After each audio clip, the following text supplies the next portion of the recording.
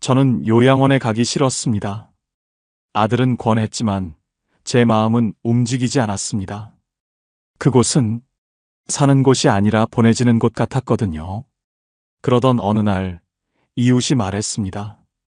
요양원 말고 월 10만 원으로 갈 수 있는 곳이 있대요. 처음엔 믿지 않았습니다. 그런 곳이 어디 있어? 하지만 지금 저는 그곳에서 살고 있습니다. 혼자이지만 외롭지 않은 곳, 돌봄을 받지만 존중받는 곳. 요즘 많은 어르신들이 이곳으로 몰리고 있습니다. 오늘 제 이야기를 들어주시겠습니까? 새벽 5시 반, 눈이 떠집니다. 알람도 안 맞췄는데 습관처럼 눈이 떠요. 나이 들면 다 이렇다고 하더군요. 잠이 필요한 나이에 잠이 안 오고 할 일 없는 아침에 일찍 일어나니까요. 천장을 보다가 옆을 봤습니다. 아내 자리는 여전히 비어 있습니다. 2년이 지났는데 아직도 침대 한쪽만 씁니다. 반쪽은 그냥 비워둡니다. 치울 용기가 안 나서요. 커튼을 열었더니 환한 햇살이 쏟아져 들어옵니다. 창밖엔 벌써 사람들이 바쁘게 움직이고 있습니다. 출근하는 사람, 운동하는 사람, 학교 가는 아이들, 모두 어디론가 가고 있더군요. 저만 여기 서서 그 모습을 보고 있었습니다. 유리창 하나를 사이에 두고요. 부엌으로 갔습니다.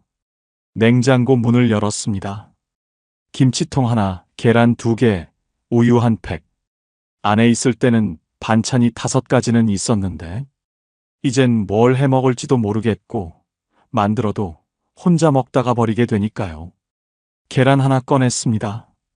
프라이팬에 올리려다가 귀찮아서 그냥 삶기로 했습니다.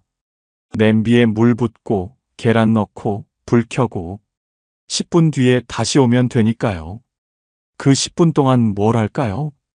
고민하다가 그냥 식탁에 앉았습니다. 식탁엔 의자가 2개 있습니다. 하나는 제가 앉고 하나는 비어 있습니다. 계란을 건져서 찬물에 식혔습니다. 껍질 까면서 문득 이런 생각이 들었습니다. 이걸 누구 먹으라고 까고 있나? 나 먹으라고 까는 건데 뭔가 슬프더군요. 식탁에 앉아서 계란 하나 먹고 김치 몇 조각 먹고 물 한 컵 마셨습니다. 5분이면 끝나는 아침입니다. 설거지도 금방입니다. 접시 하나, 젓가락 하나, 컵 하나. 예전엔 아내가 투덜거렸습니다. 설거지는 바로바로 해야지. 왜 이렇게 쌓아놔? 지금은 쌓을 그릇도 없습니다. 다 합쳐도 한 손에 들어갑니다. 거실로 나와서 소파에 앉았습니다. 시계를 봤더니 겨우 6시 10분입니다. 점심까지 6시간, 저녁까지 12시간. 이 시간을 어떻게 보내야 할까요? TV를 켰습니다. 사실 뭐라고 하는지 잘 안 들립니다. 그냥 소리가 있으면 좋아서 켜놓는 겁니다. 사람 목소리라도 들리면 집이 덜 텅 빈 것 같아서요. 한 달 전엔 이런 일도 있었습니다. TV 보다가 혼자 웃었어요. 예능 프로그램에서 뭔가 웃긴 장면이 나왔거든요. 그런데 웃고 나니까 집안이 더 조용하더군요. 웃음소리가 끝나고 나면 고요함만 남습니다. 그때 깨달았습니다. 아, 웃음도 혼자 웃으면 외롭구나. 휴대폰을 봤습니다. 알림이 하나 왔네요. 기대하며 눌렀더니 스팸 문자였습니다. 대출 필요하세요? 문자함을 열어봤습니다. 아들한테 온 문자는 일주일 전이 마지막입니다. 아버지 건강하시죠? 바빠서 연락 못 드렸어요. 아들도 바쁜 거 압니다. 그래서 저도 문자 안 보냅니다. 괜히 짐 되는 것 같아서요. 창밖을 봤습니다. 골목에 고양이 한 마리가 지나갑니다. 어제도 봤고 그제도 봤습니다. 저 고양이는 매일 같은 시간에 지나가더군요. 저보다 규칙적인 삶을 사네요. 문득 이런 생각이 들었습니다. 나는 왜 사나? 밥 먹고 TV 보고 잠자고 내일도 똑같고 모레도 똑같습니다. 혼자 사는 게 편할 줄 알았습니다. 처음 몇 달은 정말 그랬어요. 아무 눈치 안 보고 라면도 마음대로 끓여 먹고 설거지 미뤄도 되고. 그런데 말입니다. 편함이 계속되면요. 외로움이 되더군요. 대구의 여름밤처럼 숨 막히는 외로움. 누군가 밥 먹었어? 물어봐 주는 것. 누군가 제 웃음소리를 듣고 같이 웃어주는 것. 누군가 제 하루를 궁금해해 주는 것. 그게 이렇게 소중한 줄 몰랐습니다. 잃고 나서야 알았습니다. 낮에는 괜찮습니다. 창밖에 사람들 지나가는 소리도 들리고 햇살도 들어오고 시간도 그럭저럭 갑니다. 점심때는 밥 먹고 오후에는 TV 보고 가끔 산책도 나갑니다. 낮은 견딜만 합니다. 문제는 밤입니다. 해가 지면 집 안 공기가 달라집니다. 창밖이 어두워지면서 집 안도 어두워집니다. 불을 켜도 왠지 어둡게 느껴져요. 밝기의 문제가 아니라 마음이 어두워지는 겁니다. 저녁 6시쯤 되면 슬슬 불안해집니다.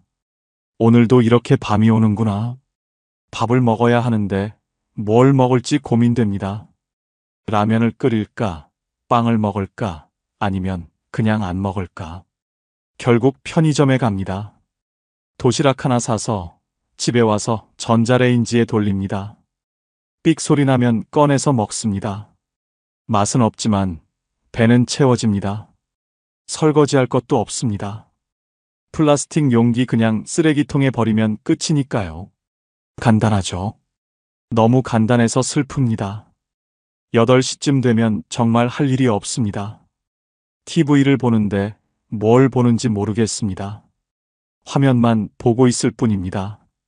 드라마에서 누가 우는데 왜 우는지도 잘 모르겠어요. 집중이 안 됩니다. 9시, 10시. 시간은 가는데 잠은 안 옵니다. 침대에 누워도 눈이 말똥말똥합니다. 낮에 아무것도 안 해서 그런가 봅니다. 몸은 안 피곤한데 마음만 피곤합니다. 그럴 때 이런 생각이 듭니다. 지금 내가 쓰러지면 누가 알까? 지난달에 이런 일이 있었습니다. 아래층 할머니가 돌아가셨어요. 3일 만에 발견됐습니다. 신문이 문 앞에 쌓여 있는 걸 보고 관리사무소에서 문을 열었대요. 그 얘기 듣고 나서 밤마다 무서워졌습니다. 나도 저렇게 되는 건 아닐까? 그 뒤로 습관이 생겼습니다.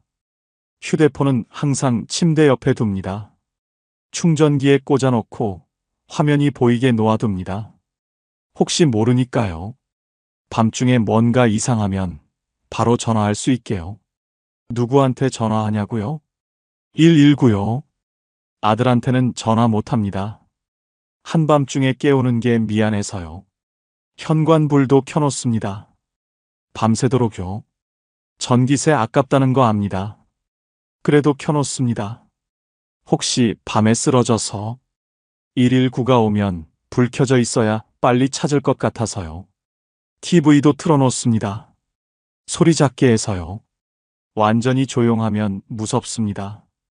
사람 목소리라도 들려야 잠이 오더군요. 이렇게 준비하고 나면 조금 안심이 됩니다. 그래, 이 정도면 괜찮겠지. 그런데 이불 속에 누우면 또 생각이 듭니다. 내가 지금 뭐 하는 거지? 혼자 죽을 준비를 하고 있는 건가? 이게 사는 건가?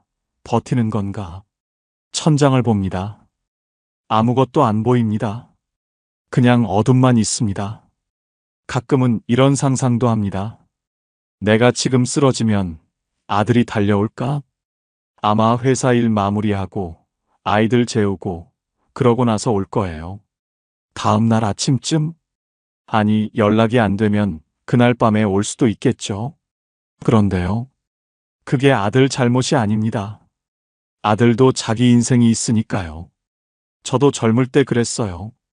부모님보다 회사 일이 아이들이 먼저였으니까요. 그래서 더 슬픕니다. 누구를 원망할 수도 없으니까요.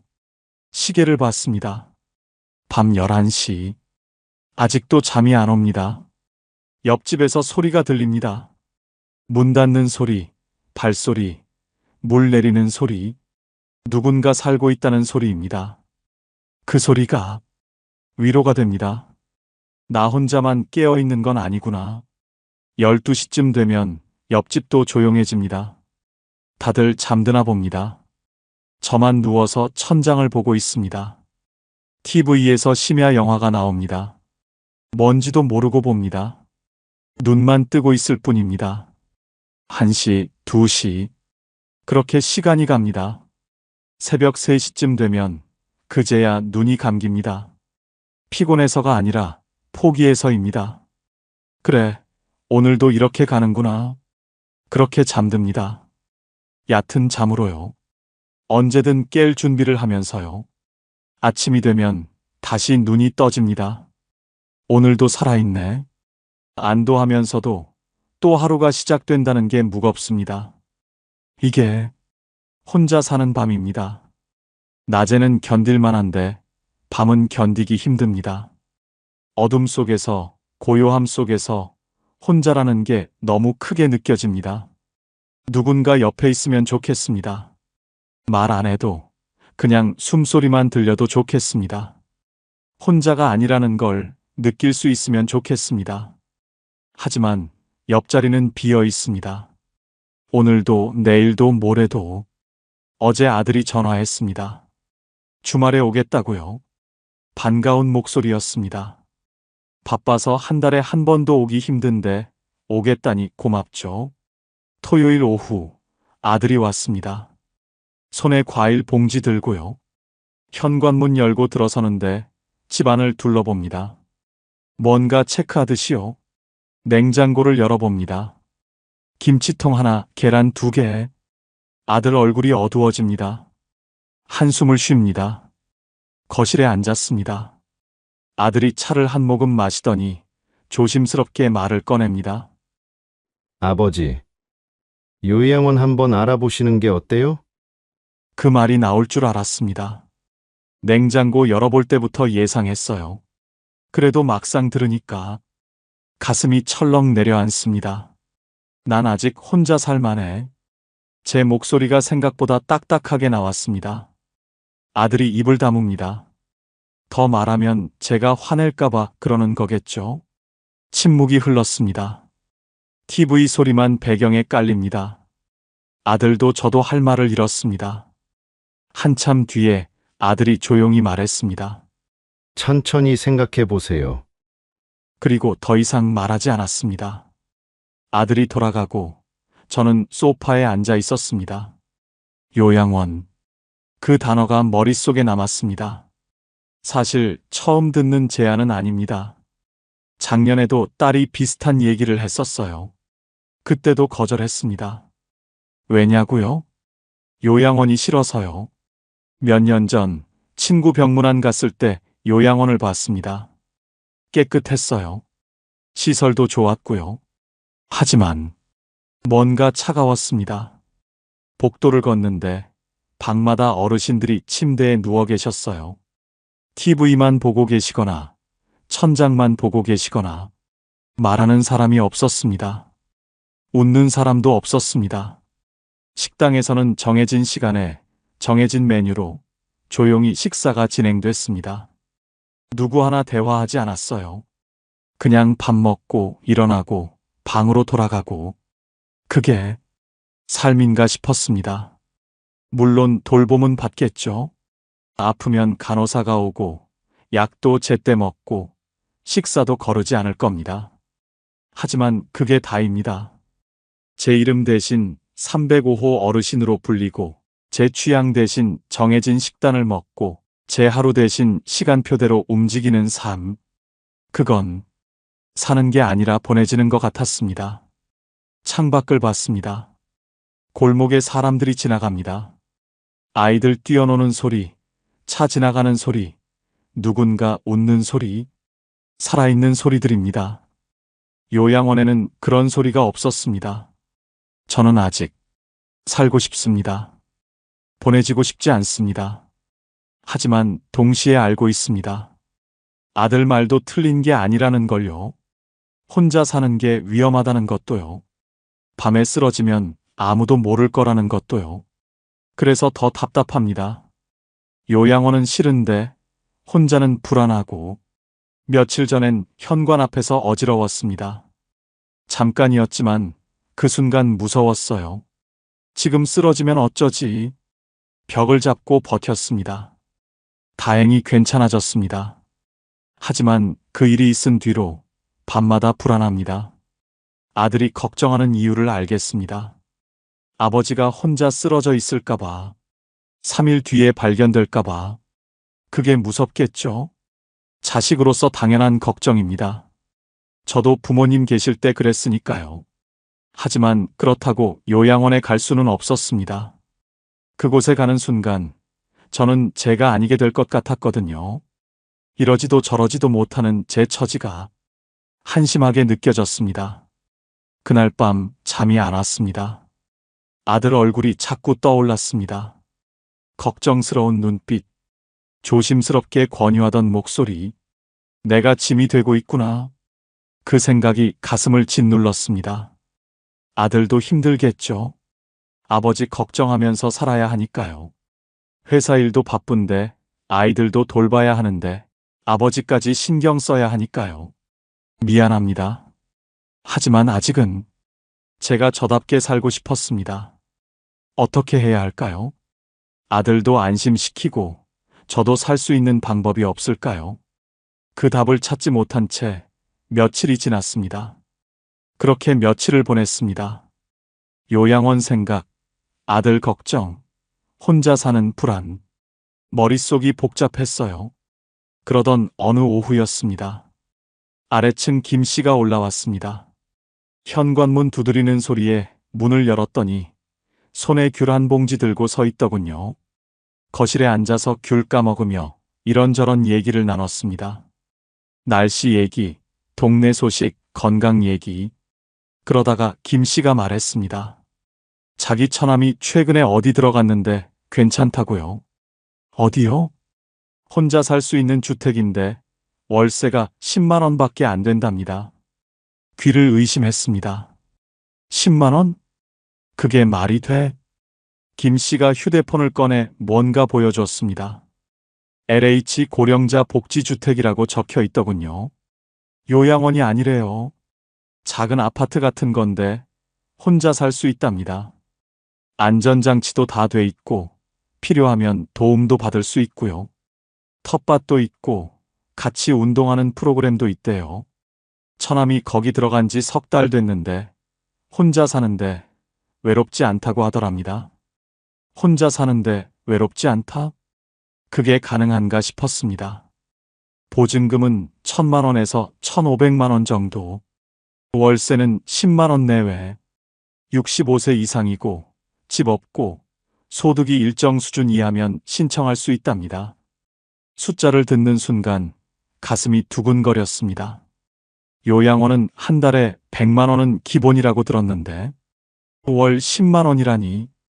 김 씨는 상세한 건 모르겠다며 LH 지사 가서 상담받아 보라고 권했습니다. 형님, 한번 알아보세요. 요양원 말고 이런 선택지도 있잖아요. 그 말이 제 귓가에 맴돌았습니다. 요양원 말고 이런 선택지도 있다. 김 씨가 돌아가고 저는 한참을 앉아 있었습니다. 휴대폰에 받아 적은 메모를 보면서요. LH 고령자 복지주택. 월세 10만 원. 혼자 살지만 외롭지 않은 곳. 믿기지 않았습니다. 그런 곳이 정말 있을까? 혹시 사기는 아닐까? 하지만 김 씨 처남이 실제로 살고 있다니까 완전히 거짓말은 아닌 것 같았습니다. 저녁을 먹으면서도 그 생각뿐이었습니다.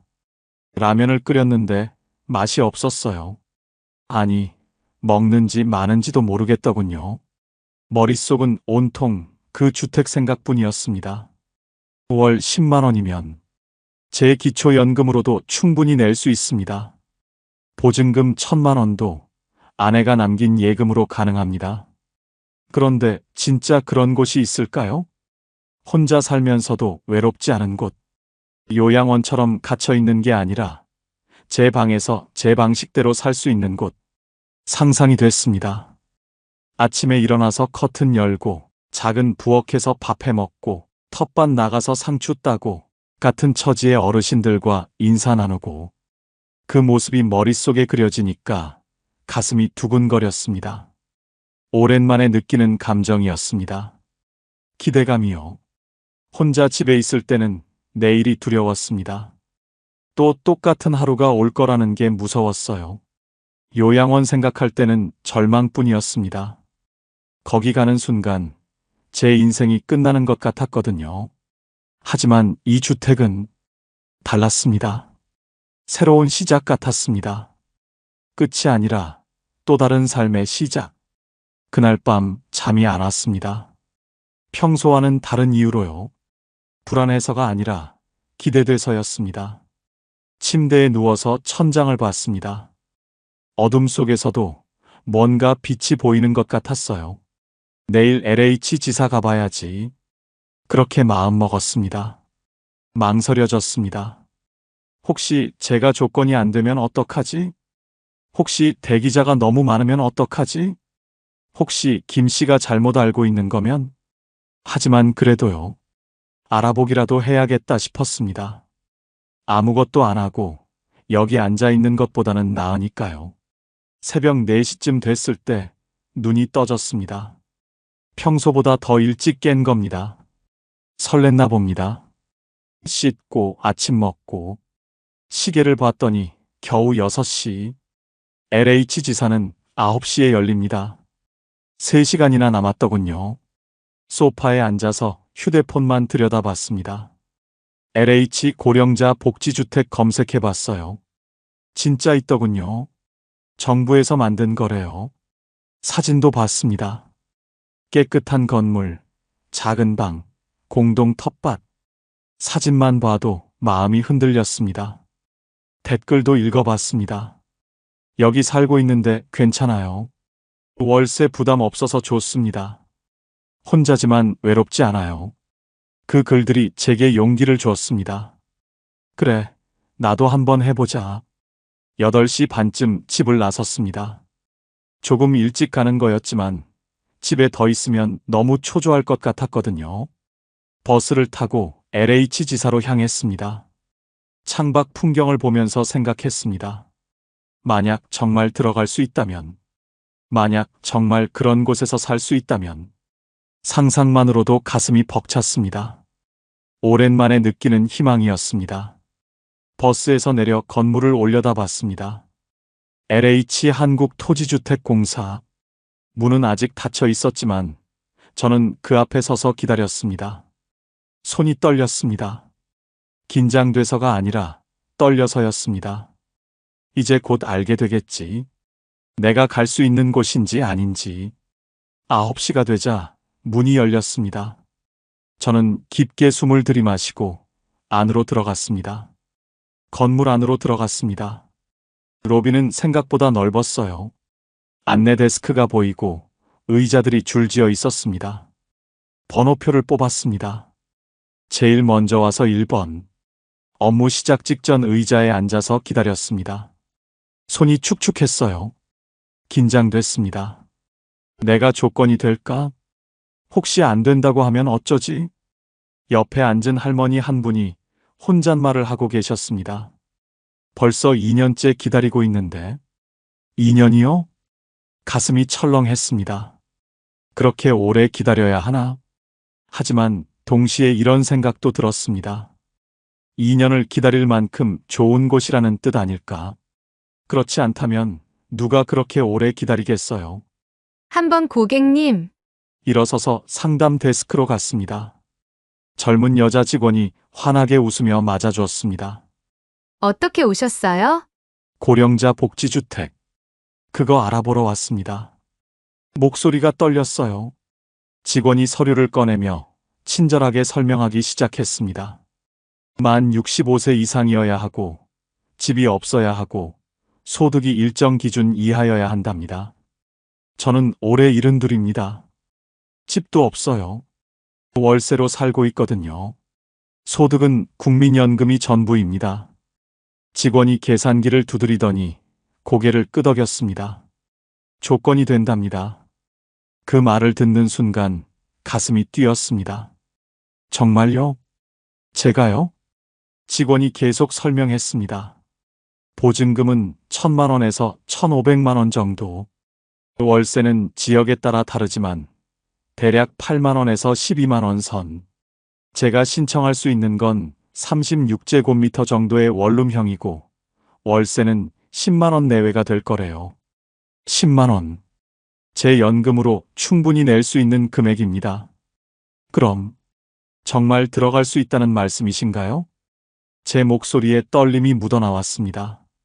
직원이 부드럽게 웃으며 대답했습니다. 네. 신청하실 수 있어요. 다만 지역별로 대기자가 있어서 정확한 입주 시기는 신청 후에 안내드릴 수 있어요.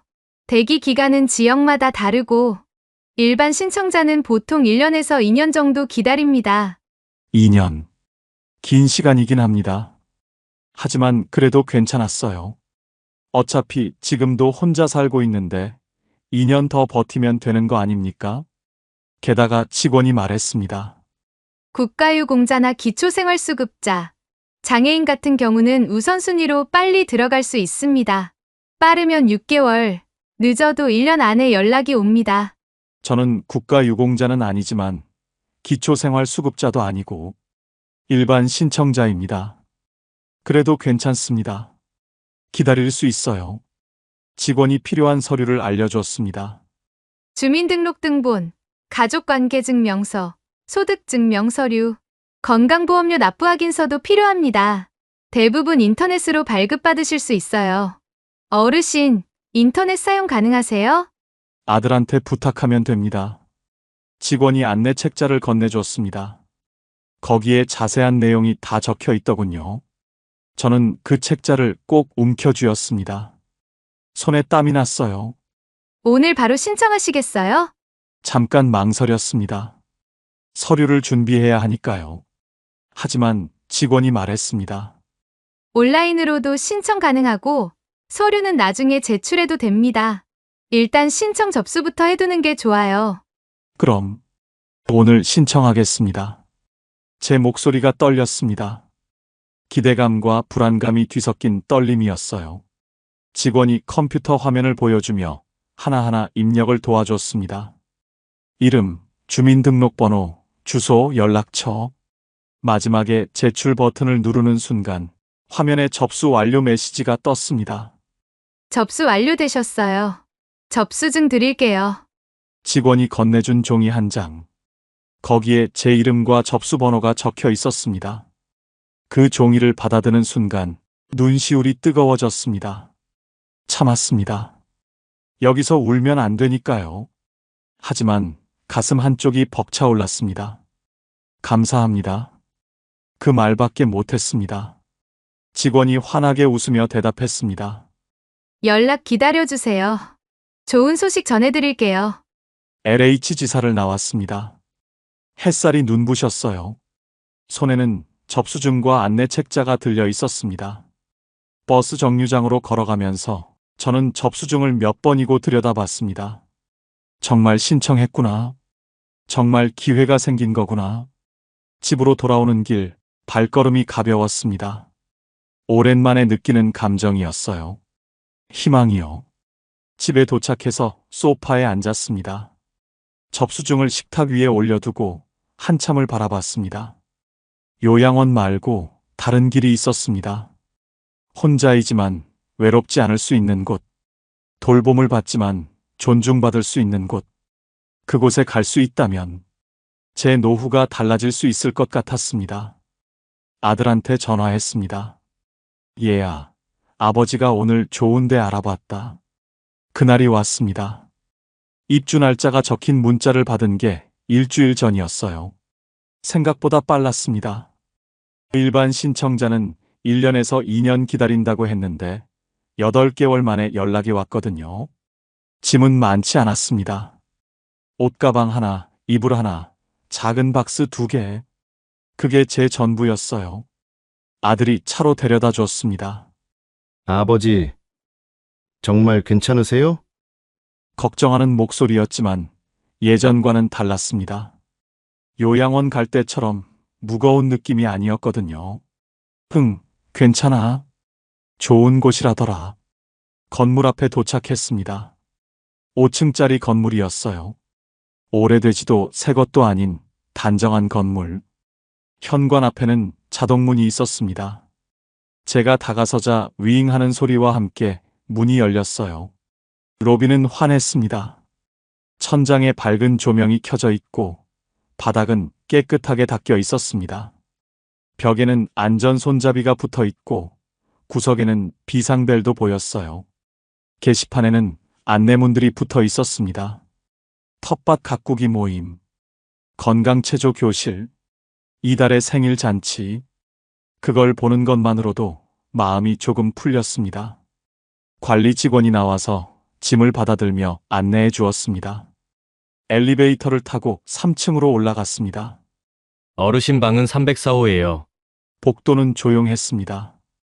카펫이 깔려 있어서 발소리가 나지 않았어요. 304호.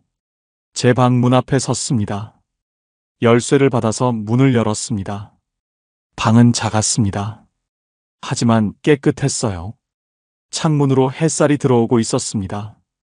창 너머로는 작은 텃밭이 보였어요. 방 한쪽에는 작은 싱크대와 냉장고가 있었습니다. 전기레인지도 있고 찬장도 있었어요. 높이가 딱 맞았습니다. 허리 굽히지 않고 쓸 수 있을 것 같았어요. 침대는 일반 침대보다 조금 높았습니다. 일어나기 편하게 높이를 조절한 거래요. 침대 옆에는 작은 화분이 놓여 있었습니다. 초록색 잎사귀가 방에 생기를 주고 있었어요. 화장실에 들어가 봤습니다. 문턱이 없었어요. 변기 양쪽에는 안전바가 설치되어 있고 바닥에는 미끄럼 방지 타일이 깔려 있었습니다. 샤워 부스에는 접이식 의자도 있었어요. 아, 여긴 정말 나 같은 사람을 위한 집이구나. 짐을 풀었습니다. 옷장에 옷 걸고 이불 펴고 작은 물건들 정리하고 금방 끝났습니다. 창문을 열었습니다. 바람이 들어왔어요. 상쾌했습니다. 그때 복도에서 소리가 들렸습니다. 누군가 걸어오는 발소리, 문 여는 소리, 사람이 살고 있다는 소리였어요. 저녁 시간이 되자 1층에서 냄새가 올라왔습니다. 된장국 끓는 구수한 향, 갓 지은 밥 냄새, 오랜만에 맡는 집밥 냄새였습니다. 배가 고팠습니다. 아니, 사실 배보다 마음이 고팠어요. 누군가와 함께 밥 먹고 싶었거든요. 조심스럽게 1층으로 내려갔습니다. 식당 문을 열었습니다. 이미 몇 분의 어르신들이 앉아 계셨어요. 4인용 테이블이 여러 개 있었고 각 테이블마다 두세 분씩 앉아 계셨습니다. 저는 어디에 앉을지 망설였습니다. 그때 한 테이블에 앉아 계시던 할머니가 손짓하셨습니다. 여기 오라고요. 새로 오셨어요? 그 한마디가 너무 반가웠습니다. 네, 오늘 들어왔습니다. 그러셨구나. 식사하셨어요? 순간 가슴이 뜨거워졌습니다. 식사하셨어요? 그 말이 얼마만인지 모르겠습니다. 누군가 제게 밥 먹었냐고 물어본 게요. 아니요, 아직. 그럼 같이 드세요. 테이블에 앉았습니다. 된장찌개, 시금치나물, 멸치볶음, 김치, 그리고 따뜻한 밥. 소박한 밥상이었지만 그 위에는 온기가 있었습니다. 숟가락을 들었습니다. 밥 한 술 떠서 입에 넣었어요. 맛있었습니다. 아니, 맛있다기보다 따뜻했습니다. 옆에 앉은 할아버지가 말씀하셨습니다. 처음엔 어색하실 텐데 며칠 지나면 금세 익숙해지실 거예요. 고개를 끄덕였습니다. 말이 안 나왔어요. 눈물이 날 것 같았거든요. 식사를 마치고 방으로 돌아왔습니다. 창문을 열고 서 있었습니다. 저녁 바람이 불어왔어요. 아래층에서는 어르신들 이야기 소리가 희미하게 들렸습니다. 누군가 TV 보는 소리, 누군가 전화하는 소리. 그 소리들이 제게는 삶의 소리로 들렸습니다. 요양원에서 느꼈던 그 차가운 정막과는 달랐어요. 여기에는 각자의 삶이 있었고 각자의 이야기가 있었습니다. 침대에 누웠습니다. 천장을 봤어요. 오랜만에 편안했습니다. 혼자 있다는 두려움 대신 옆방에도 사람이 있구나라는 안도감이 있었어요. 만약 밤중에 무슨 일이 생겨도 비상벨만 누르면 도움을 받을 수 있습니다. 무엇보다 내일 아침이면 다시 만날 사람들이 있습니다. 안녕하세요 인사를 나누고 함께 식사를 할 사람들이요. 그것만으로도 충분했습니다. 눈을 감았습니다. 오랜만에 깊은 잠에 빠져들었습니다. 며칠이 지났습니다. 이곳의 리듬이 서서히 몸에 익어갔어요. 아침이면 알람 없이 눈이 떠집니다. 예전처럼 새벽 5시 반에요. 하지만 예전과는 달랐습니다. 일어나서 창문을 열면 아래층 텃밭에서 누군가 이미 움직이고 있습니다. 물 주는 소리, 홈이 긁는 소리, 그 소리가 들려요. 혼자가 아니구나. 그 생각이 듭니다. 7시 반이 되면 1층 문화실로 내려갑니다. 건강체조 시간이거든요. 처음엔 어색했습니다. 낯선 사람들 사이에서 몸 움직이는 게요. 하지만 며칠 지나니 익숙해졌어요. 안녕하세요. 안녕하세요. 짧은 인사지만 그게 좋습니다. 아침마다 누군가와 인사를 나눈다는 것. 체조는 간단합니다. 목 돌리기, 어깨 풀기, 다리 들어 올리기. 무리하지 않는 동작들이에요. 하지만 몸이 가벼워지는 걸 느낍니다.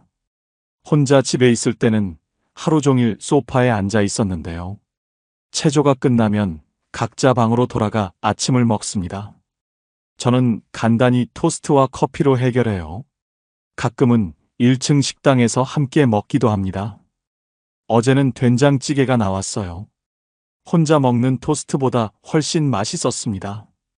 아침을 먹고 나면 1층 건강관리실에 들릅니다. 혈압을 재는 겁니다. 자동 혈압계에 팔을 넣고 삑 소리가 날 때까지 기다립니다. 옆에는 다른 어르신도 앉아 계세요. 오늘은 혈압이 좀 높네요. 저는 괜찮네요. 이런 사소한 대화가 오갑니다. 그게 좋아요. 10시쯤 되면 텃밭에 나갑니다. 겨울이라 작물은 많지 않지만 쪽파랑 시금치가 자라고 있어요. 햇볕 아래서 흙을 만집니다. 호미로 흙을 고르고 물을 주고 손에 흙냄새가 묻습니다. 그 냄새를 맡으면 살아있다는 느낌이 듭니다. 옆에서 텃밭 가꾸시는 할아버지가 말씀하셨어요. 봄 되면 뭐 심을까요? 고추 어때요? 좋죠. 상추도 심고요. 내년 봄 이야기를 합니다. 그게 신기했어요. 예전엔 내일도 두려웠는데 이제는 내년 봄을 기대하고 있으니까요. 점심은 각자 해결합니다. 저는 간단히 라면 끓여 먹거나 빵 사다 먹어요. 혼자 먹지만 외롭지 않습니다. 벽 너머에서 누군가 설거지하는 소리가 들리거든요. 오후에는 할 일이 없습니다. 그래서 그냥 방에서 쉬거나 1층 로비에 내려가요. 로비에는 늘 어르신 몇 분이 계십니다. 신문 보시거나 바둑 두시거나 그냥 앉아서 이야기 나누시거나 저도 그 옆에 앉습니다. 말 안 해도 괜찮아요. 그냥 사람들 사이에 있다는 것만으로도 좋으니까요. 저녁이 되면 공동 식당에 갑니다. 매일은 아니지만 일주일에 서너 번은 가요. 같은 테이블에 앉는 분들이 정해져 가고 있습니다. 말 없이도 자리를 비워줍니다. 오늘 반찬 괜찮네요. 날씨가 추워졌어요. 짧은 대화지만 그게 제 하루를 채웁니다. 어제는 이런 일도 있었습니다. 복도에서 할머니 한 분과 마주쳤는데 그분이 말씀하셨어요. 304호 어르신, 요즘 표정이 밝아지셨네요. 순간 뜨끔했습니다. 제가 그렇게 변했나? 방에 돌아와서 거울을 봤어요. 확실히 달라진 것 같았습니다. 얼굴에 생기가 돌고 주름도 덜 깊어 보였어요. 정말 이렇게 달라질 수 있구나. 밤이 되면 방에 누워 창문을 봅니다. 커튼 사이로 달빛이 들어오고 바람이 불어와요. 아래층에서는 여전히 사람들 소리가 들립니다. TV 소리, 전화 통화 소리, 물 내리는 소리. 그 소리들이 저를 안심시킵니다. 혼자가 아니라는 증거니까요. 침대에 누워서 생각합니다. 혼자 집에 있을 때는 시간이 안 갔습니다. 아침부터 저녁까지 하루가 너무 길었어요. 요양원 생각할 때는 절망뿐이었습니다. 거기 가는 순간 제 인생이 끝나는 것 같았거든요. 하지만 이곳은 달랐습니다. 혼자 살지만 외롭지 않습니다. 돌봄을 받지만 존중받습니다. 제 방에서 제 방식대로 살아갑니다. 아침에 일어나고 싶을 때 일어나고, 텃밭 가고 싶으면 가고, 쉬고 싶으면 쉬고. 하지만 혼자가 아닙니다. 엘리베이터에서 누군가와 마주치고, 식당에서 함께 밥 먹고, 복도에서 안녕하세요 인사 나누고. 그게 제 하루입니다. 문득 깨달았습니다. 혼자 사는 건 쉬웠지만 혼자 살아내는 건 어려웠습니다. 돌봄이 필요하다는 건 약하다는 뜻이 아니었습니다. 사람은 누군가와 기대며 사는 존재라는 걸요. 창밖을 봤습니다. 별이 보였어요. 아내가 살아있었다면 이곳을 좋아했을 거예요. 함께 텃밭 가꾸고, 함께 식사하고, 함께 웃었을 텐데. 하지만 괜찮습니다. 아내도 하늘에서 기뻐하고 있을 거예요. 제가 이렇게 다시 웃고 있으니까요. 눈을 감았습니다. 내일 아침이면 다시 누군가와 안녕하세요 인사를 나눌 겁니다. 체조도 하고, 텃밭도 가고, 밥도 함께 먹을 거예요. 그 생각만으로도 마음이 따뜻해집니다. 이제는 말할 수 있습니다. 괜찮다. 이렇게 사는 것도 참 괜찮다. 저는 요양원 말고 다른 길을 찾았습니다. 월 10만 원으로 사람답게 살아갈 수 있는 곳을요. 혹시 저처럼 혼자 사시면서 외로우신 분, 요양원은 가기 싫은데 방법을 모르시는 분, 이 이야기가 작은 도움이 되길 바랍니다. LH 고령자 복지주택. 만 65세 이상 무주택 어르신이면 신청하실 수 있습니다. 소득은 도시근로자 가구 평균 이하면 되고요. 보증금은 1,000만 원에서 1,500만 원, 월세는 10만 원 내외입니다. 국가유공자나 기초생활수급자는 우선순위로 빠르게 들어갈 수 있습니다. 일반 신청자는 1년에서 2년 정도 기다리시면 됩니다. LH 청약센터 온라인으로 신청하시거나 가까운 LH 지사 방문하셔서 상담받으시면 됩니다. 노후는 두렵습니다. 하지만 포기할 필요는 없습니다. 요양원만 있는 줄 알았는데 이런 선택지도 있더군요. 저는 지금 혼자이지만 외롭지 않습니다. 돌봄을 받지만 존중받습니다. 이곳에서 저는 다시 웃을 수 있었습니다. 여러분도 괜찮아질 겁니다. 나이가 들수록 돈은 숫자가 아니라 감정이 됩니다. 통장에 찍힌 금액보다 혹시 모를 일이 더 크게 보이고 지난달과 똑같이 썼는데도 왠지 조금씩 새는 느낌이 들 때가 있습니다. 누가 가져가는 것도 아닌데 누가 나를 속이는 것도 아닌데 어느 순간 깨닫습니다. 아, 모르면 조용히 빠져나가는 돈이 있구나. 그리고 그런 돈은 젊을 때보다 지금이 더 치명적이라는 걸 천천히 배웁니다. 오늘은 그 이야기입니다.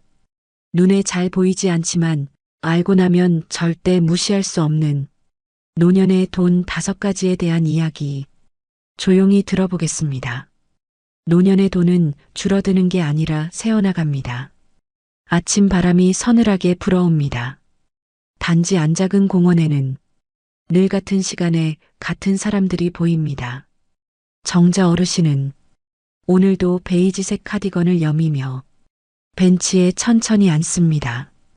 이른 시간이라 사람이 많지 않은데 그게 오히려 마음이 편하다고 합니다. 작은 가죽 다이어리를 꺼내 연필로 적어둔 숫자들을 살펴봅니다. 지출 내역, 월세, 약가, 생활비. 요즘은 전기요금과 관리비가 예상보다 조금씩 오르고 있다고 하네요. 정자 어르신은 손가락으로 한 줄씩 짚어가며 이번 달 합계를 다시 계산합니다. 그리고 아주 작은 목소리로 혼잣말을 하듯 말씀합니다. 참 살다 보니 이렇게 적어보는 게 마음이 편하더라고요. 예전에는 돈에 대해 걱정해 본 적이 거의 없었다고 합니다. 남편이 살아계셨을 때는 월급이 꾸준히 들어왔고 가끔은 여행도 다니셨습니다. 하지만 이제는 다릅니다. 소득보다 지출이 중심이 되는 나이. 더 벌길 바라기보다 빠져나가는 돈을 지키는 게 더 중요한 시기라고 어느 순간 깨닫게 되었다고 합니다. 돈이 줄어든 건 아닌데요. 그냥 마음이 쪼그라드는 느낌이 있어요. 내가 모르면 손해가 생긴다는 걸 알게 되니까요. 정자 어르신은 며칠 전 들은 이야기를 떠올립니다. 이웃 어르신이 기초연금을 받다가 작은 아르바이트 수입을 신고하지 않아 일부가 깎였던 일. 몰랐어요. 그게 그렇게 되는 줄은요.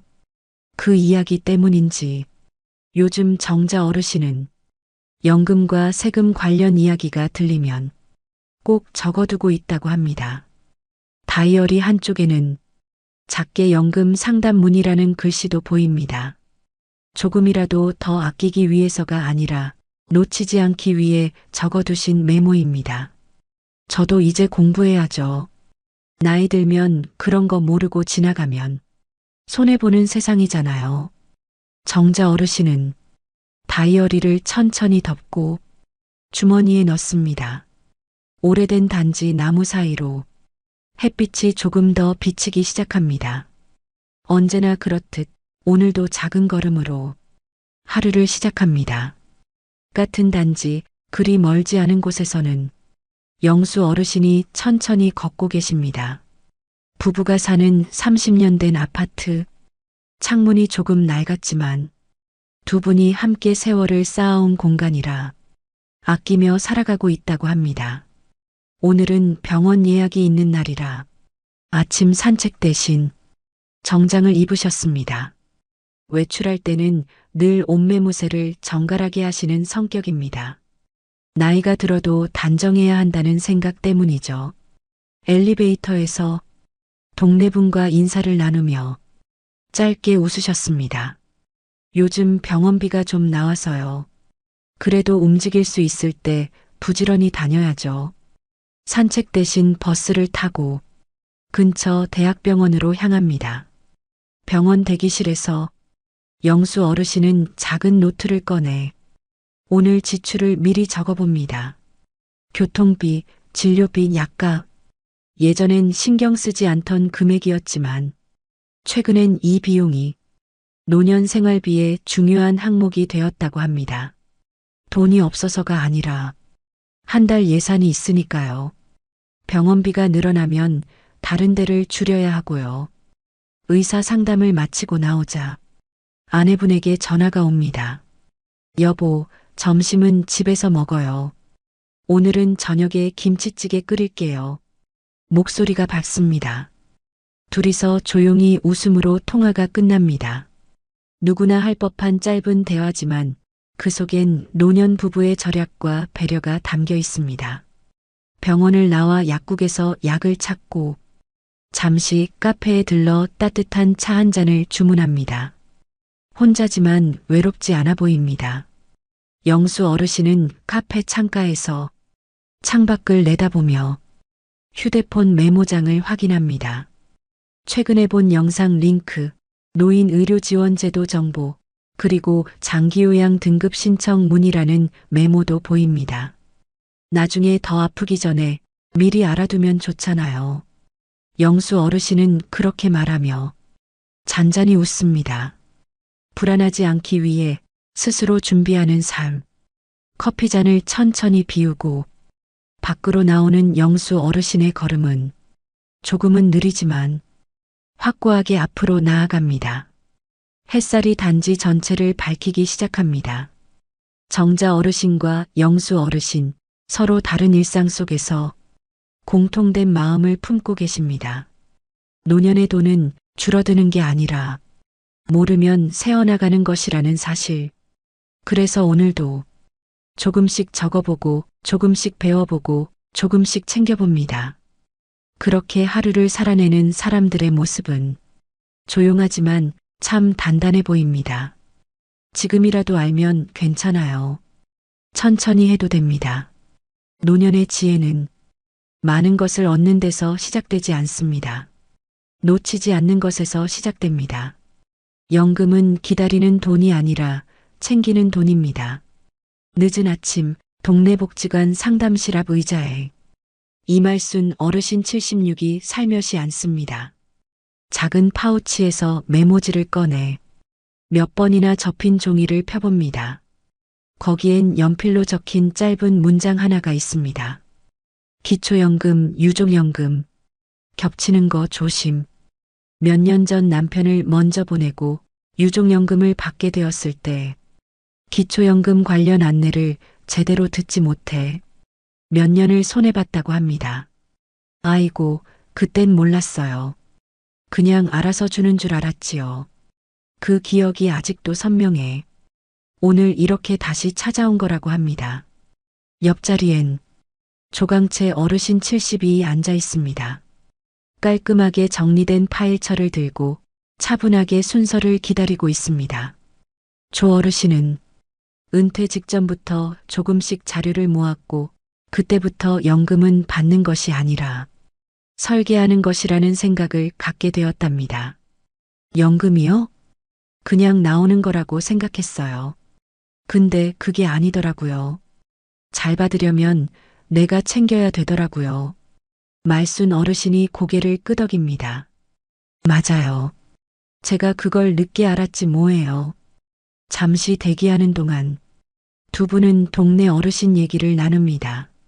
한 분은 기초연금은 오래전부터 받고 계셨지만 조금 생긴 알바 수입 신고를 안 해 몇 달간 연금 감액을 당했다고 합니다. 또 다른 분은 연금 수령 시기를 미루면 더 많이 받을 수 있다는 걸 나중에 알고 뒤늦게 아쉬워하셨다고 합니다. 그 이야기를 들으며 조 어르신은 가볍게 웃습니다. 요즘은요, 공부 안 하면 손해예요. 말순 어르신도 따라 웃습니다. 그래서 내가 왔지요. 나이 먹어도 배워야지요. 상담실 문이 열리고 직원이 이름을 부릅니다. 이말순님 들어오세요. 작은 상담실 책상 앞에 앉자 직원이 차분히 서류를 펼칩니다. 유족연금 받으시면서 기초연금도 가능하신데요. 소득 신고만 잘하시면 됩니다. 그리고 혹시 일하시면 꼭 알려주시고요. 말순 어르신은 또박또박 대답하며 메모합니다. 소득 생기면 바로 신고, 금액 작아도 신고 필요, 서류 미리 챙기기. 복지사님이 마지막으로 말합니다. 지금처럼 체크해 두시는 게 제일 좋아요. 말순 어르신은 미소를 지으며 답합니다. 이제는 그냥 기다리면 안 되는 세상이지요. 조강채 어르신 차례가 되고 그는 준비해온 파일을 펼칩니다. 거기엔 정리된 항목이 보입니다. 국민연금 수령 시기별 금액 비교, 아내와 동시 수령 시 감액 기준, 유족연금 상황 체크, 향후 추가 소득 발생 시 대처. 직원도 놀란 듯 웃으며 말합니다. 이 정도면 상담보다 강의하러 오신 것 같은데요? 조 어르신은 겸손하게 웃습니다. 요즘은요, 내가 아니면 누구도 지켜주지 않더라고요. 직원도 고개를 끄덕입니다. 늘 듣는 말이지만 이 말엔 어떤 단단함이 있습니다. 상담을 마치고 복지관 1층 로비 의자에 다시 마주 앉은 두 분. 말순 어르신은 다이어리를 꺼내 적습니다. 연금은 챙기는 것, 모르면 줄어든다. 그리고 조용히 말합니다. 지금이라도 배우면 되지요. 조 어르신도 가볍게 거듭니다. 천천히 해도 괜찮아요. 안 하는 게 문제죠. 두 분의 목소리는 크지도 빠르지도 않지만 확신으로 가득 차 있습니다. 노년의 연금은 젊을 때처럼 기다리는 월급이 아니라 내가 지켜내는 생활의 기둥이기 때문입니다. 정오 가까이 되어 햇살이 더 밝아지기 시작합니다. 말순 어르신은 가방을 살며시 닫고 일어서기 전 조용히 속삭입니다. 오늘 잘 왔다. 조 어르신도 서서 외투깃을 정리합니다. 네, 오늘은 마음이 든든하네요. 두 사람은 서로 다른 방향을 향해 걸어가지만 오늘만큼은 같은 마음입니다. 연금은 나이 들면 자동으로 주는 혜택이 아니라 삶을 지키기 위해 내가 챙기는 권리라는 것. 알고 나면 안심이 되고 챙기면 든든해집니다. 그리고 그것만으로도 오늘 하루는 충분히 값집니다. 세금은 노년일수록 모르면 더 많이 나갑니다. 느린 오후 햇빛이 동네 도서관 유리창을 통해 들어옵니다. 조용한 배경음처럼 책장 넘기는 소리만 들립니다. 창가 쪽 자리 최복희 어르신 78은 돋보기를 천천히 올렸으며 신문 경제면을 바라봅니다. 예전 같으면 드라마 코너만 보다가 웃으며 접었을 텐데 지금은 다릅니다. 부자들이나 고민하는 줄 알았던 게 이제는 나랑도 상관 있는 거였네. 작게 한숨을 쉬며 신문 옆에 둔 메모지에 적습니다. 세금은 조용히 빠져나가는 돈. 몇 달 전이었습니다. 예금 만기라 돈을 잠시 옮긴 것뿐인데 예상보다 세금이 더 나가 있었습니다. 은행 직원이 조용히 말했죠. 요즘 이자 좀 받으셔서 그래요. 합산 기준 넘으시면 세금이 조금 더 나가십니다. 복희 어르신은 그날 집에 돌아와 혼자 말했습니다. 이자 좀 받았다고 더 떼가는구나. 그러면 뭘 믿고 살아야 할까? 돈이 적어서가 아니라 내가 몰라서 빠져나간다는 느낌. 그 기분이 오래 남았습니다. 그날 이후 신문을 한 줄이라도 더 읽어보기로 했습니다. 천천히라도 모르면 손해라는 걸 알게 되었으니까요. 반대쪽 테이블에는 황재호 어르신 69이 앉아 있습니다. 노트북 대신 태블릿, 주식과 예금, 건강보험료까지 하나씩 체크해둔 파일을 열어봅니다. 은퇴 전엔 회사에서 알아서 해주던 세금이 이제는 모두 자기 몫이 되었습니다. 돈 쓰는 것도 기술이더라고요. 세금도요. 잘 써야 덜 나가죠. 재호 어르신은 작은 수첩을 꺼내 오늘 해야 할 체크 항목을 확인합니다. 금융소득 합산 2천만 기준, 건강보험료 부과 기준, 재산세 납부일, 노후 투자 세금 혜택 여부. 전문가처럼 보이지만 사실은 천천히, 정말 천천히 하나씩 배워온 기록입니다. 남들은 머리 아프다고 안 한다는데 나는 안 하면 마음이 더 불안하더라고요. 태블릿 화면에 작은 글씨가 보입니다. 모르면 잃고 알면 지킨다. 그 문장을 손으로 한번 짚어봅니다. 복희 어르신은 신문을 다 접고 조용히 말합니다. 나이 들면요. 갑자기 많이 나가는 건 괜찮아요. 근데 조금씩 모르게 새는 게 제일 무서워요. 그 말에는 오래도록 쌓인 실감이 담겨 있습니다. 재호 어르신도 일어서려다 말합니다. 그러니까요. 젊을 때는 돈을 버는 게 일인데 나이 들면 지키는 게 일이죠. 둘은 서로 얼굴을 모르는 사이였지만 그 말에 고개를 살짝 끄덕이며 작은 공감을 나눕니다. 밖으로 나오는 길, 복희 어르신은 다이어리를 꺼내 적습니다. 재산세 감면 문의, 건강보험 상담 예약, 은행 방문 날짜. 오늘 배운 작은 내용이지만 그게 마음을 든든하게 해줍니다. 늦게 알아도 괜찮아요. 안 하는 것보단 낫지요. 재호 어르신도 버스 정류장으로 향하며 스스로 중얼거립니다.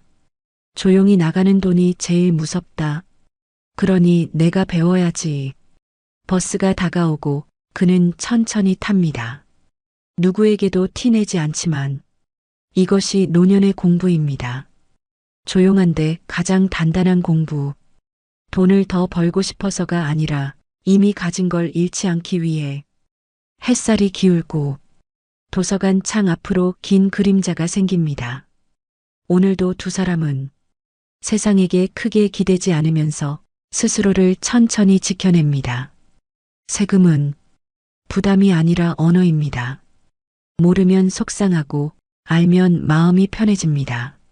노년의 지혜는 빠르게 쌓는 게 아니라 놓치지 않고 채우는 데서 시작됩니다. 집은 자랑이 아니라 나를 지키는 구조여야 합니다. 아침 햇빛이 천천히 낡은 아파트 단지에 번집니다. 바람 소리만 들리는 조용한 시간, 윤혜성 어르신 73은 베란다 커튼을 살며시 젖힙니다. 베란다 바닥 타일은 오래되어 약간 색이 바랬지만 화분 몇 개가 싱그럽게 자라고 있습니다. 동백나무 작은 화분, 파릇한 상추 모종. 혜성 어르신은 하루의 시작을 꽃잎으로 확인합니다. 살아있네, 나도 오늘 살아있는 거지. 창을 열자 차가운 겨울 공기가 느리게 들어옵니다. 손등이 차가워지고 어딘가 모르게 마음도 같이 쪼그라듭니다. 그는 늘 이 시간에 냉장고 문에 붙어 있는 메모장을 봅니다. 전기요금, 수도요금, 도시가스, 관리비, 통장 잔액, 이번 달 병원비 예상, 줄 하나하나가 지금의 생활을 정리해주는 안전띠입니다. 예전엔 이런 걸 적지 않았습니다. 돈이 없어서 적는 게 아니라 지켜야 할 돈이기에 적는 삶이 되었습니다. 혜성 어르신은 조용히 중얼거림처럼 말합니다. 집이 날 지켜줘야 하는데 요즘은 내가 집을 지키는 기분이야. 집값은 많이 오르긴 했습니다. 뉴스에서는 부동산 이야기가 매일같이 나오고 젊은 사람들은 집 사야 한다며 바쁩니다.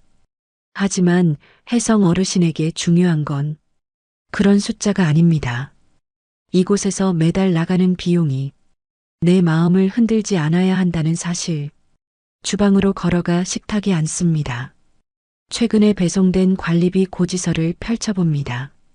종이에서 살짝 냄새가 납니다.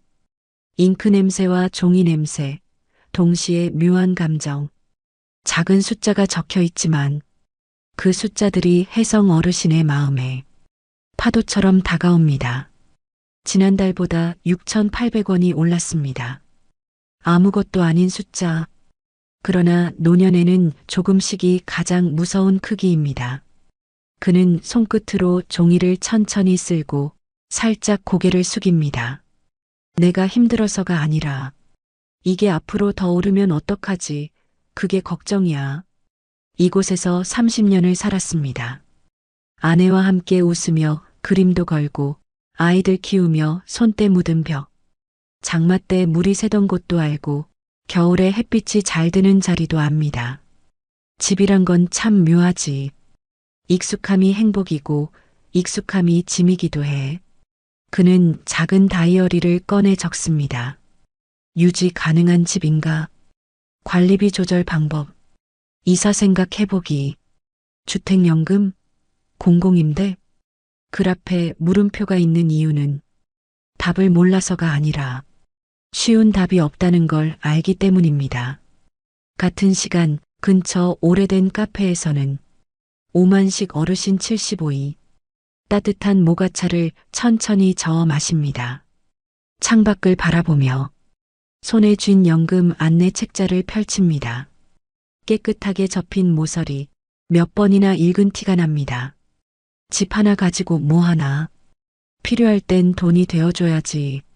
몇 달 전 아내가 무릎 수술을 했습니다. 수술비와 재활치료비, 카드를 쓸 때마다 가슴이 철렁했습니다. 그때 처음으로 만식 어르신은 깊이 느꼈습니다. 집은 자랑이 아니라 대비다. 평생 자식에게 집 하나 남겨주면 부모 역할 다한 거라 생각했습니다. 아내도 그랬습니다. 하지만 병원 복도에서 기다리던 어느 날 동년배 남성이 말했습니다. 집은 애들 거 아니에요. 집은 아프고 힘든 날. 우리가 기대는 마지막 보험이지요. 그 말에 가슴이 툭 내려앉았습니다. 카페에서 집으로 돌아가는 길 만식 어르신은 계단을 천천히 오릅니다. 무릎이 약간 뻐근합니다. 아, 나도 이제 예전 같지 않구나. 문을 열자 아내가 웃으며 맞습니다. 오셨어요? 우리 집이 최고죠? 그 말에 만식 어르신도 웃지만 속으로는 천천히 생각합니다. 집이 최고이려면 우리가 편해야 하지. 저녁 밥상을 준비하며 아내가 말합니다. 여보, 우리 이사 생각은 조금 더 해볼까? 만식 어르신은 고개를 끄덕입니다. 응, 욕심 없이 우리한테 좋은 방식으로. 그리고 아내가 깜빡 웃습니다. 그래요. 남들 눈 말고 우리 눈으로. 그 순간 부엌에 오래된 형광등 불빛마저 따뜻하게 느껴집니다. 집이란 게 참 이상합니다. 벽과 천장이 전부가 아닌 공간. 기억이 쌓여서 정이 되고 정이 쌓여서 책임이 됩니다. 하지만 노년의 집은 책임만 있어서는 안 됩니다. 지켜주는 집이어야 합니다. 지켜야만 하는 집이 아니라. 오늘 밤 혜성 어르신은 침대에 누워 천장을 바라봅니다. 그리고 속삭입니다. 집이 날 버티게 해주는 곳이면 좋겠다. 만식 어르신 역시 조용히 가슴에 손을 얹습니다. 부담 없는 집, 편한 집. 그래야 우리가 오래 웃지. 두 사람은 서로 모르는 사이입니다. 하지만 같은 세대를 살며 같은 깨달음에 닿았습니다. 집은 부자가 되는 목적지가 아니라 흔들리지 않고 쉬어갈 자리입니다. 평수보다 평안, 면적보다 마음, 자랑보다 안도. 노년의 집은 크게 옮기지 않아도 됩니다. 단지 내가 편하고 숨 쉴 수 있는 곳이면 됩니다. 오늘도 두 분은 그 진리를 천천히 배우고 있습니다. 놓치지 않기 위해, 더 짐지지 않기 위해 집이 아니라 살 자리를 선택하려 하고 있습니다. 그리고 그 다짐 하나만으로도 오늘은 괜찮습니다.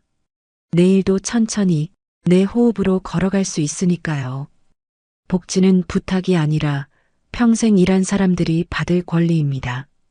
강혜란 어르신 80은 천천히 보온 도시락 뚜껑을 열어 따뜻한 미음을 한 숟가락 떠넣습니다. 입안에서 미음이 부드럽게 퍼지지만 마음은 쉽게 따뜻해지지 않습니다. 그녀는 혼잣말처럼 중얼거립니다. 그땐 왜 그렇게 부끄러웠을까? 몇 달 전 허리가 아파 병원을 자주 다녔던 때가 있습니다. 물리치료와 약값이 생각보다 들었고 가끔은 교통비조차 아까웠습니다. 그러다 동네 약사에게 들었습니다. 어르신, 장기요양 등급 신청해 보셨어요? 도움도 받을 수 있는데. 그 말을 듣는 순간 애란 어르신은 고개를 저었습니다. 애인은 아직 괜찮아. 누가 날 도우면 민폐지. 집으로 돌아오는 길 무거운 장바구니를 들고 숨이 차올랐습니다. 계단을 오르며 손잡이를 꽉 쥐었습니다. 발목이 욱신거렸고 손등의 핏줄이 붉어져 보였습니다. 문을 닫고 기대앉던 순간 문득 눈물이 고였습니다. 왜 이렇게 버티는 게 자랑이라고 믿었을까? 이웃에서 함께 아이 키우던 시절 도움을 주고받으며 살던 기억이 떠올랐습니다. 그땐 서로 기대는 게 자연스러웠는데 노인이 되고 나니 기댄다는 것이 죄가 된 듯 느껴졌습니다. 며칠 뒤 보건소 직원이 홍보지를 돌리던 날 애란 어르신은 조용히 물었습니다. 저도 받을 수 있나요? 직원은 따뜻하게 웃었습니다. 당연하죠. 어르신도 세금 내셨고 평생 나라를 지탱하신 분이잖아요. 그 말에 가슴 깊은 곳이 서서히 풀렸습니다. 복지는 시혜가 아니라 권리. 그 순간 처음 실감했습니다. 서류를 준비하고 상담을 받고 며칠을 기다렸습니다. 그리고 어느 아침 정식으로 돌봄 서비스가 시작되던 날 요양보호사분이 문 앞에 서 있었습니다. 어르신, 오늘은 제가 같이 장 봐드릴게요. 애란 어르신은 눈시울이 뜨겁게 젖었습니다. 혼자 하는 게 강한 게 아니었구나. 누군가의 손을 잡는 게 살아가는 방법이었구나. 지금 애란 어르신은 일주일에 2번 도움을 받으며 조금 편안한 일상을 보냅니다. 그리고 메모장에 큰 글씨로 적었습니다. 도움 요청은 내 권리. 같은 동네 정문석 어르신 68은 오늘도 복지관 안내 게시판을 유심히 봅니다. 휴대폰으로 사진을 찍고 깔끔한 필기체로 노트에 정리합니다. 문석 어르신은 은퇴하고 시간이 생기자 하나씩 배우기 시작했습니다. 기초연금 신청 절차, 노인 일자리 프로그램, 건강보험료 감경 조건, 장기요양 등급 안내, 치매 검진 무료 지원. 처음엔 자신도 잘 몰랐습니다. 그저 상담을 받았을 뿐. 그런데 알고 보니 주변에 모르는 분이 훨씬 많았습니다. 문석 어르신은 그렇게 말합니다. 우리 어르신들 도와달라는 말보다 안 괜찮은 걸 괜찮다고 하는 게 더 익숙해요. 그래서 그는 카카오톡 단체방을 만들었습니다. 이웃 어르신들을 초대하고 새 제도가 나오면 친절히 알려줍니다. 오늘도 이렇게 적습니다. 미리 알면 덜 아프고 덜 쓰고 덜 힘들다. 복지관 담당자도 말합니다. 정문성님 같은 분이 계셔서 정보가 더 빨리 퍼져요. 정말 감사해요. 문석 어르신은 손살에 치며 웃습니다. 다 저처럼 알았으면 좋겠어서요. 어르신들이 도움받는 게 부끄러운 게 아니라 안 받는 게 더 속상한 거잖아요. 그의 수첩 마지막 쪽에는 이렇게 적혀 있습니다. 도움받는 건 약함이 아니라 지혜. 날이 저물고 노을이 단지를 부드럽게 감싸는 시간. 애란 어르신은 요양보호사의 손을 잡고 천천히 걷습니다. 이제 외출이 무섭지 않습니다. 누군가 곁에 있다는 사실이 세상을 다시 따뜻하게 보이게 합니다. 문석 어르신은 어르신 2분에게 전화를 겁니다. 혹시 이번 달 치매 검진 안내 받으셨어요? 제가 번호 보내드릴게요. 그의 목소리는 경쾌하면서도 묵직합니다. 돌봄을 주는 사람이 된 기쁨이 있습니다. 두 사람은 서로 모르는 사이지만 같은 깨달음을 품고 있습니다. 노년의 도움은 부탁이 아니라 권리. 젊을 때 나라 지탱한 사람들이 이제는 나라가 도와야 하는 순서입니다. 나약해서가 아니라 무능해서가 아니라 당연하기 때문에 평생 일했고 세금 냈고 가정을 지켰고 사람을 키웠습니다. 그 대가로 조금 더 편안한 하루를 누릴 자격이 있습니다. 그리고 그 자격을 조용히 인정하는 순간 노년의 마음은 부드럽게 풀립니다. 괜찮아요. 도움받는 건 부끄러움이 아니라 살아온 날들에 대한 보답이니까요. 오늘도 두 사람은 서로 다른 자리에서 살아온 시간을 품고 한 발 더 편안한 내일로 나아갑니다. 천천히, 그러나 조금 더 따뜻하게. 건강은 가지는 것이 아니라 지켜내는 것입니다. 늦은 오후 공원 벤치에 앉아 나뭇잎 사이 햇빛이 반짝이는 걸 바라보는 한길자 어르신 77. 바람이 느리게 지나가고 아이들의 웃음소리가 멀리서 들립니다. 길자 어르신은 양손으로 컵을 감싸줍니다. 따뜻한 보리차가 손바닥에 스며들듯 몸과 마음을 천천히 데웁니다. 그러다 불쑥 목소리가 낮게 새어나옵니다. 이렇게 쉬는 게 참 좋은데 왜 젊을 땐 이걸 몰랐을까? 길자 어르신은 몇 년 전 병원에서 의사에게 들었던 말을 아직도 잊지 못합니다. 혈당이 높으셨어요. 약 드셔야 합니다. 그 순간 마음이 덜컥 내려앉았습니다. 아무렇지도 않게 생각했던 단어들이 갑자기 칼처럼 느껴졌습니다. 고혈압, 당뇨, 약 관리. 그때까지 길자 어르신에게 건강은 남의 이야기였습니다. 늘 바쁘게 살았고 가족 챙기고 일하고 병원은 아플 때 가는 곳이라 여겼습니다. 하지만 그날 깨달았습니다. 아파서 병원 가는 것이 아니라 아프지 않기 위해 가야 한다는 것. 길자 어르신은 천천히 다리 근육을 풀며 숨을 고릅니다. 요즘은 매일 아침 운동을 합니다. 척추 강화 운동, 가벼운 스트레칭, 그리고 산책. 예전처럼 빠르게 걷지는 못합니다. 한 걸음 그리고 또 한 걸음. 숨이 차면 멈추고 바람이 좋으면 오래 서 있습니다. 늦었다고 생각했는데 그래도 해보니까 좋아. 그는 메모장에 붓글씨 같은 글씨로 적어두었습니다. 몸도 사람처럼 챙겨주면 대답한다. 약을 챙겨 먹으며 한 번 더 다짐합니다. 내가 나를 돌보는 건 늦어도 괜찮다. 포기가 더 늦어야지. 공원의 반대쪽 그늘 아래에서 장상도 어르신 73이 물통을 들고 천천히 스트레칭을 합니다. 점잖은 표정, 땀에 젖은 운동복. 세월이 묻혀 있지만 단단함이 남아 있습니다. 상도 어르신은 퇴직한 지 오래지 않았습니다. 퇴직 전부터 생각했습니다. 돈은 다시 벌 수 있어도 건강은 빌릴 수가 없다. 그래서 아침마다 일찍 일어나 근육 운동, 30분 걷기, 그리고 계단 오르기. 사람들은 놀랍니다. 이 나이에 웬 운동이야? 그는 웃으며 말합니다.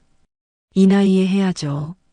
상도 어르신의 작은 노트에는 짧은 문장들이 빽빽히 적혀 있습니다. 오늘도 한 번 더 걷기. 몸이 버티면 마음도 버틴다.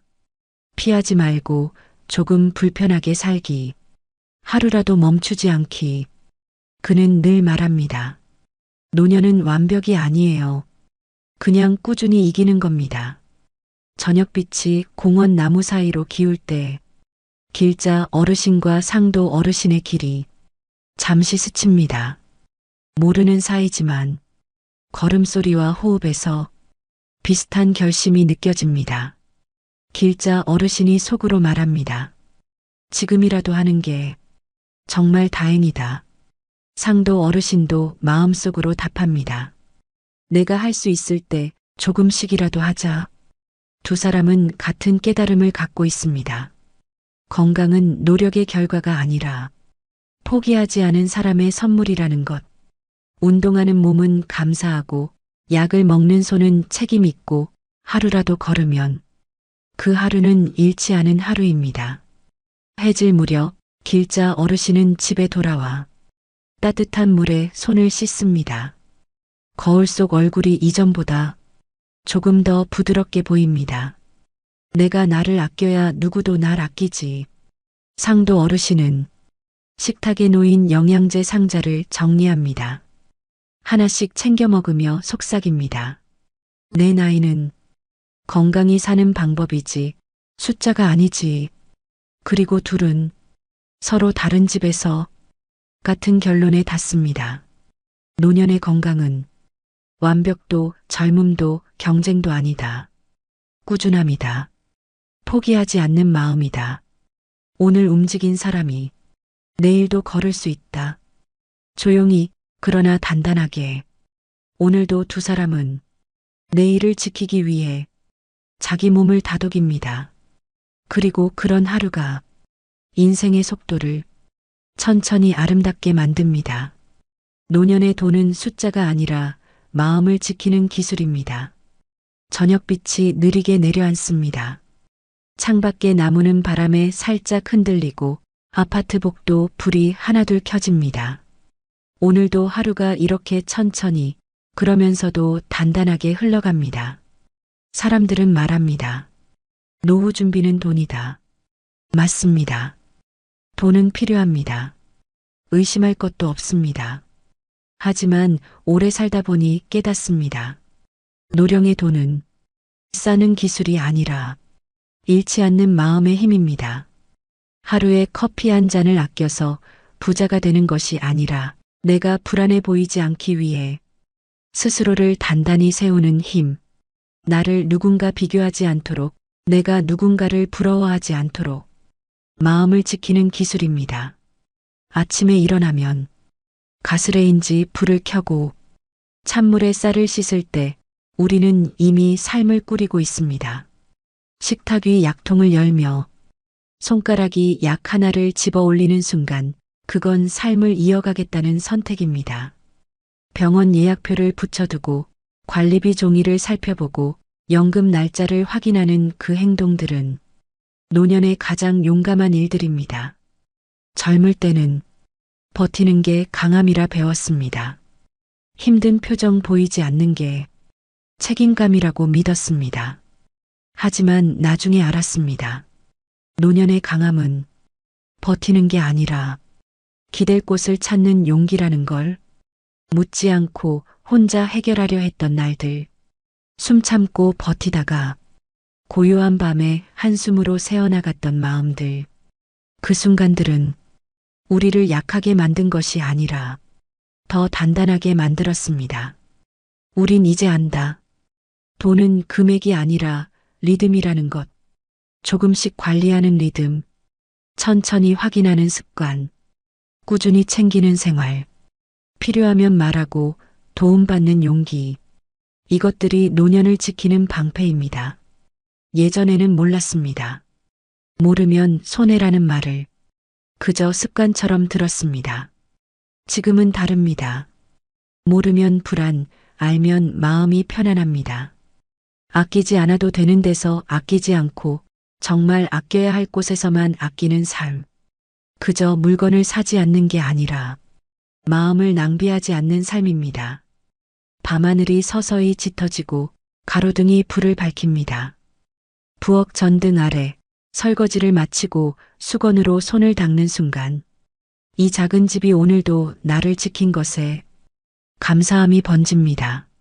냉장고 문을 닫고 일기장에 적습니다. 오늘도 지켰다. 내 마음, 내 하루. 누구에게 보여줄 것도 자랑할 것도 없지만 이 기록이 내 삶을 붙잡아 줍니다. 노년은 급하게 달리는 시간이 아닙니다. 느림이 허락되는 시간, 멈춤이 자연스러운 시간, 돌아보는 게 지혜가 되는 시간입니다. 가끔은 한숨 짓고, 가끔은 웃고, 가끔은 눈물이 나도 괜찮습니다. 살아온 만큼 마음도 무게가 있으니까요. 그 무게를 혼자 들지 않아도 됩니다. 조금 나누고, 조금 맡기고, 조금씩 가벼워지는 것이 노년입니다. 돈이 우리를 지키는 날이 있고, 마음이 돈을 지키는 날이 있습니다. 이제 그 균형을 천천히 찾으면 됩니다. 침대에 누워 천천히 눈을 감는 밤, 내일 해가 다시 뜰 거라는 사실만으로 마음은 이미 따뜻합니다. 나는 오늘도 나의 하루를 잘 살아냈습니다. 그리고 그것이면 충분합니다. 정말로 충분합니다. 노년의 돈은 통장에만 있는 것이 아니라 내 마음에 쌓여 있는 안도입니다. 그 마음으로 우리는 살아갑니다. 오늘도 내일도 조용히 그러나 온 힘을 다해 오늘도 수고 많으셨습니다. 이 시간이 잠시라도 마음 쉬는 순간이 되었다면 구독과 좋아요가 큰 힘이 됩니다. 우리는 아직 그리고 여전히 살아가는 중입니다.